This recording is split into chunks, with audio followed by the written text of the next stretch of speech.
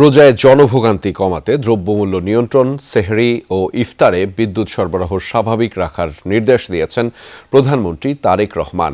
প্রথম দিন সচিবালয়ে মন্ত্রিসভার বৈঠকে অগ্রাধিকার ভিত্তিতে কর্মপরিকল্পনা সাজাতে নির্দেশ দিয়েছেন তিনি।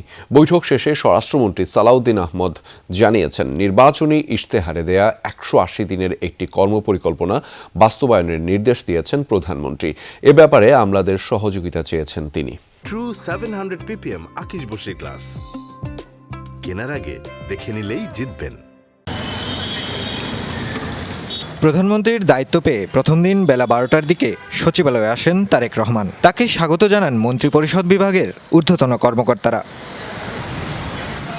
নতুন ১ নম্বর ভবনের ৩ তলায় প্রধানমন্ত্রীর জন্য নির্ধারিত কার্যালয়ে তিনি প্রথম দিনের মতো অফিস করেন। পরেই সভাপতিত্ব করেন মন্ত্রিসভার প্রথম বৈঠকে।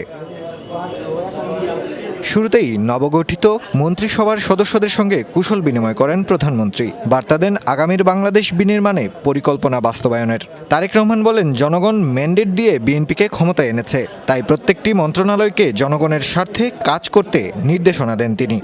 প্রত্যেকটি মন্ত্রণালয় যেন পুঙ্খানুপুঙ্খভাবে জনগণের পাশে থেকে কাজ করতে পারে, সেটাই ওনার নির্দেশনা ছিল। এটা একটা ইনফর্মাল ক্যাবিনেট মিটিং ছিল। স্ব মন্ত্রণালয়ের যারা দায়িত্বে আছি তারা যেন যে কোনো ধরনের প্রভাব এবং স্বজনপ্রীতি ঊর্ধ্বে থেকে কাজ করি এবং বিশেষ করে দুর্নীতির প্রশ্নে যেন আমাদের একটা শক্ত অবস্থান থাকে। শিগগিরই ১৮০ দিনের কর্মসূচি ঘোষণা করতে অগ্রাধিকার ভিত্তিতে কাজ প্রস্তুত করতে নির্দেশ দেন তারেক রহমান। সেই সাথে রোজায় জনভোগান্তি কমাতে দ্রব্যমূল্য নিয়ন্ত্রণ, আইনশৃঙ্খলা পরিস্থিতি নিয়ন্ত্রণ ও বিদ্যুৎ সরবরাহ স্বাভাবিক রাখতে নির্দেশ দিয়েছেন তিনি। 180 ডেজের একটা প্রায়োরিটি নির্ধারণ করেছি, সেটা পরে আপনারা জানতে পারবেন, আরও পরে ডিসাইড হবে।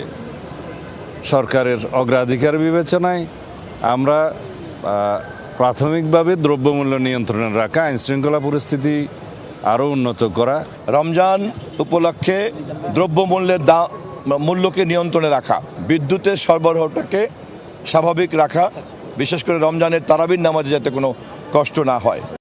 এরপর বিকেলে প্রধানমন্ত্রী তারেক রহমান আলাদা বৈঠক করেন সচিবদের সঙ্গে। তাদের নতুন উদ্যমে কাজ করার নির্দেশ দেন তিনি। সভায় উপস্থিত সচিবরা জানান, জনগণকে দেয়া নির্বাচনী ইশতেহার বাস্তবায়নে কর্মকর্তাদের সহযোগিতা চেয়েছেন প্রধানমন্ত্রী।